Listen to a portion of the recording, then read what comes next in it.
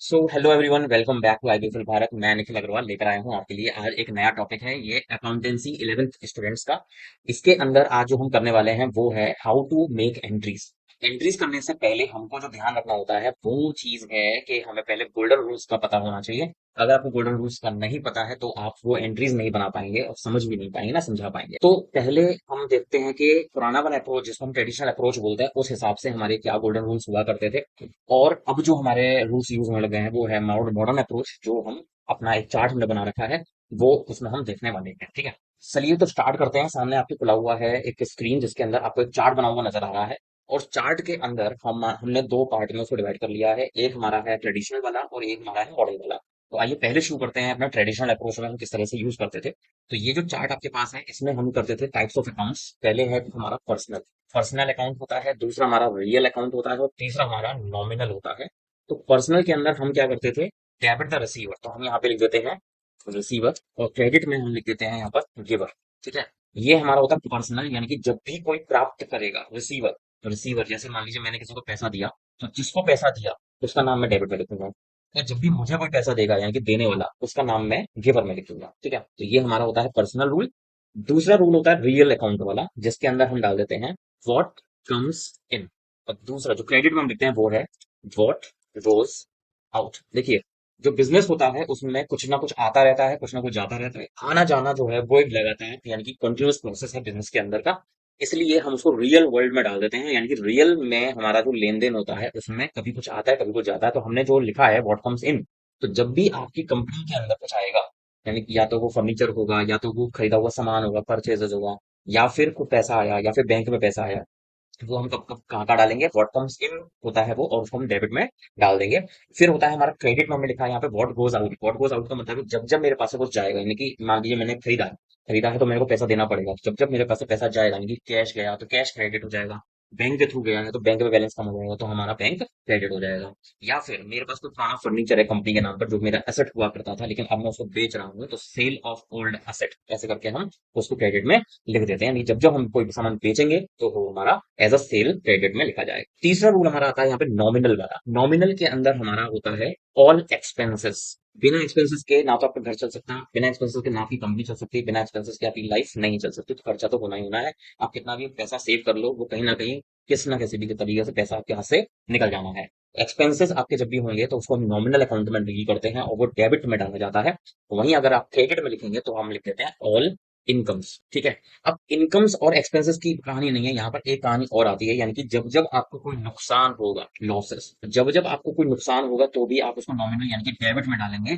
और जब जब आपको कोई फायदा होगा जिसको हम गेन्स बोलते हैं, वो आप क्रेडिट में डाल देते हैं। तो ये हुआ करता था ट्रेडिशनल क्लासिफिकेशन ऑफ अकाउंट्स के बेसिस पर। पहले के टाइम पर जो अकाउंटेंसी के रूल्स फॉलो किए जाते थे इनको हम बोलते गोल्डन रूल्स ऑफ अकाउंट्स। ठीक है, अब आते हैं मॉडर्न क्लासिफिकेशन ऑफ अकाउंट्स में, जिसके अंदर आपको फिर से डेबिट और क्रेडिट बताना है और टाइप ऑफ अकाउंट्स बताने हैं। तो टाइप ऑफ अकाउंट्स में हम क्या क्या चीजें डाल सकते हैं, एक तो आपके होते हैं असेट्स, एक होता है आपका लाइबिलिटीज। ठीक है, एक होता है आपका कैपिटल। वैसे तो कैपिटल लाइबिलिटी का ही हेड होता है, बट हम कैपिटल को अलग से मेंशन करते हैं। फिर आपका आता है एक्सपेंसेस। ठीक है, और एक होता है आपका इनकम्स। ठीक है, अब हमें क्या करना है, जो मॉडर्न अप्रोच है हमें इन सब चीजों को देखना है। एक तो हम बिजनेस शुरू करते हैं, कैपिटल लगाते हैं। दूसरी चीज, हम अपने कुछ लोन्स वगैरह भी अगर ले लेते हैं तो हमने अपने ऊपर लाइबिलिटी चढ़ा ली है। फिर आता है आपका असेट्स। असेट्स में हमने क्या करना है, जो जो चीजें ऐसी हैं जो इजीली आपके बिजनेस को आपके रन करने के लिए हेल्प करें। जैसे मान लीजिए आपको फर्नीचर है, वो फर्नीचर लॉन्ग टर्म यूज के लिए तो है लेकिन कभी भी आप उसको बेच कर पैसा बना सकते हो। आपका कैश पैसा होता ही है। आपका जो बैंक अकाउंट है वो आपका असेट होता है, तो वो भी आप इजीली एटीएम पे जाके विड्रॉ कर सकते हो, वो भी आपका इजीली कैश में कन्वर्ट किया जा सकता है। ठीक है, लाइबिलिटीज आपको पता ही है, लाइबिलिटीज क्या होती हैं, जिन जिन चीजों को आप उधार के तौर पर यूज करते हो वो आपकी सब लाइबिलिटीज है। और फिर आता है कैपिटल। कैपिटल बिजनेस में आप फर्स्ट टाइम इन्वेस्ट करते हो, उसके बाद में अगर कभी जरूरत है बिजनेस को एक्सपेंड करने की तो आप उसको भी कैपिटल में डाल देते हैं, यानी कि इंट्रोडक्शन ऑफ न्यू कैपिटल यानी कि फर्दर कैपिटल। फिर कहानी आती है एक्सपेंसेस की। तो एक्सपेंसेस आपको पता ही है, बिजनेस है तो खर्चे जरूर होंगे। इनकम्स, बिजनेस है तो इनकम भी करने के लिए आपको जद्दोजहद करनी पड़ेगी, तो इनकम जरूरी है करना। एक्सपेंसेस तो होने वाले हैं, अपने आप ही होंगे वो। इनकम अपने आप नहीं हो सकती, इनकम करने के लिए आपको काम करने पड़ते हैं। अब आते हैं डेबिट और क्रेडिट पर। जब जब अब यहाँ पर हमें देखना है इंक्रीज और डिक्रीज के बेस पर। तो जब जब आपका एसेट इंक्रीज होगा तो आप उसको डेबिट में लिखोगे, इंक्रीज होने पर। असेट जैसे मान लो फर्नीचर का एग्जांपल मैंने लिया या मशीनरी आपने ले ली, खरीद रहे हो तो वैल्यू बढ़ रही है, वैल्यू बढ़ रही है। आप डेबिट में लिख दोगे उस एसेट का नाम, यानी कि या तो कैश बढ़ गया, या तो बैंक बढ़ गया, या तो सामान स्टॉक बढ़ गया, या तो फर्नीचर बढ़ गया, मशीनरी बढ़ गई, जमीन खरीद ली, लैंड बढ़ गया। ये सब पर्सनल नहीं होना चाहिए, ये सब आपका कंपनी के नाम पर होना चाहिए। ये नहीं है कि आपने अपने नाम पर जमीन खरीदी और उसको कंपनी की बैलेंस शीट में डाल दिया, ऐसा मत करना। ठीक है। अब क्योंकि एसेट डेबिट हम तभी करते हैं जब एसेट बढ़ रहा हो, यानी कि क्रेडिट हम कब करेंगे जब एसेट घट रहा हो, उसको हम लिख देते हैं डिक्रीज। तो हमें फिर चलते हैं लाइबिलिटीज। अब जो हमने डील असेट के साथ किया उसका ठीक उल्टा काम हम लाइबिलिटी से कर देंगे, यानी कि जब जब लाइबिलिटी बढ़ेगी तब तक हम उसको क्रेडिट करेंगे। इंक्रीज लाइबिलिटी, यानी कि मैंने जैसे लोन ले लिया, तो लोन जब हम लेते हैं तो बैंक हमारे मान लीजिए लोन अकाउंट में पैसा बढ़ा देती है, तो वो तो हमारा बन गया असेट।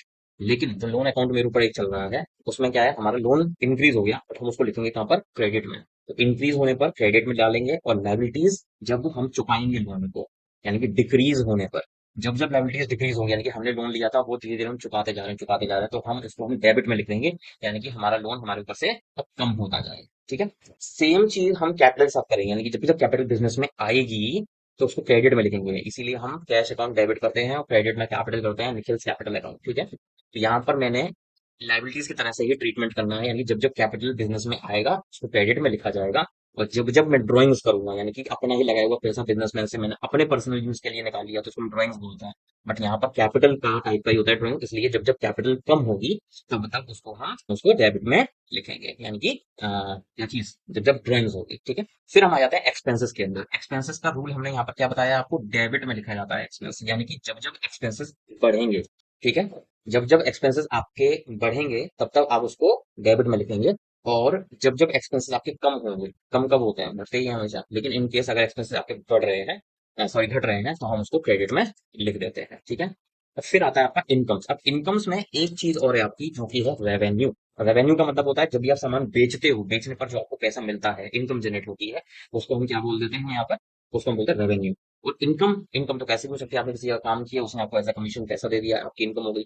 आपने कुछ सामान खरीदा, आपको डिस्काउंट रिसीव हो गया, तो आपकी इनकम हो गई। ठीक है। आपने बैंक में पैसा जमा कराया हुआ है, आपको इंटरेस्ट रिसीव हो गई, तो इनकम हो गई। ठीक है। तो ये सब आपकी क्या है, इनकम से। और रेवेन्यू क्या है, सेल करना। जब आप सामान बेचते हो तो आपको रेवेन्यू जनरेट होता है, इनकम मिलती है, तो उसको हम रेवेन्यू में डाल देते हैं। इसका काम उल्टा हो जाएगा, यानी कि जब जब इनकम बढ़ेगी तब तक उसको हम क्रेडिट में लिखेंगे। तो यहाँ पर मैंने डाल दिया इंक्रीज क्रेडिट साइड में। और जब जब आपकी इनकम कम होगी, यानी कि डिक्रीज होगी, तब तब आप उसको डेबिट में डाल दोगे।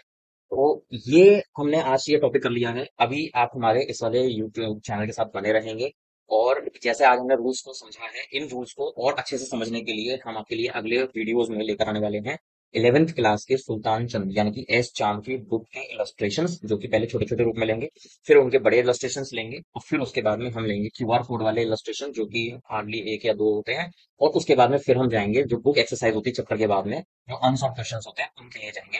तो जो जो स्टूडेंट सीबीएसई बोर्ड के हैं और एस चांद बुक को फॉलो करते हैं, ये बुक मैं आपको दिखा देता हूँ कौन सी बुक है जो हम अपना फॉलो करते हैं, वो ये बुक है। और ये एडिशन है आपका 2026 वाला, यानी कि लेटेस्ट वाला। आप इस वाली बुक को अगर प्रेफर कर रहे हैं तो आपके पास इस पूरी बुक के जितने भी क्वेश्चंस होंगे वो हम एक एक करके लेकर आने वाले हैं। तो हमारे इस वीडियो को देखिए, उसके बाद में आने वाले सभी वीडियोस को जरूर देखना, और हमारे चैनल को सब्सक्राइब कर लेना। अगर आप कहीं भी जाए बगैर, अगर आप ट्यूशन वाले हैं तो ट्यूशन को आप छोड़ दीजिए, हमारे वीडियोस को पकड़ लीजिए। बच्चे मैं भी पढ़ाता हूँ, बट वो जो घर के आसपास वाले बच्चे होते हैं जो इजीली आना जाना कर सकते हैं बिना स्कूटर के, बिना धूप में जले, वो आप आराम से घर बैठ के हमारी क्लासेस को ले सकते हैं। और आपको जितना बेनिफिट हम देंगे तो वो शायद स्कूल टीचर ना दे पाए। ठीक है। तो स्कूल टीचर्स का तो आपको पता ही है कि अगर वो स्कूल में अच्छा पढ़ा दिए होते तो वही बच्चे जो क्लास में बैठे हुए हैं स्कूल में, वो बच्चे उनके घर पे ट्यूशन पढ़ने ना जा रहे होते। तो अगर आप ट्यूशन पे विश्वास नहीं करते हैं और आप यूट्यूब पे हमारा क्लास, हमारा लेक्चर ज्वाइन करके कुछ सीखना चाहते हैं बिना कहीं जाए, तो आप हमारे चैनल को जरूर सब्सक्राइब कर लीजिए, और आगे आने वाली वीडियोस को देखिए और हमारे चैनल को सपोर्ट करिए, जिससे कि हमारा भी फायदा होगा और आपको भी हम इसी तरह से फायदा पहुंचाते रहेंगे। तो चलिए चलते हैं, फिर मिलते हैं आपसे अगले वीडियो में। तब तक के लिए thanks for watching, good bye and see you soon, and Radhe Radhe.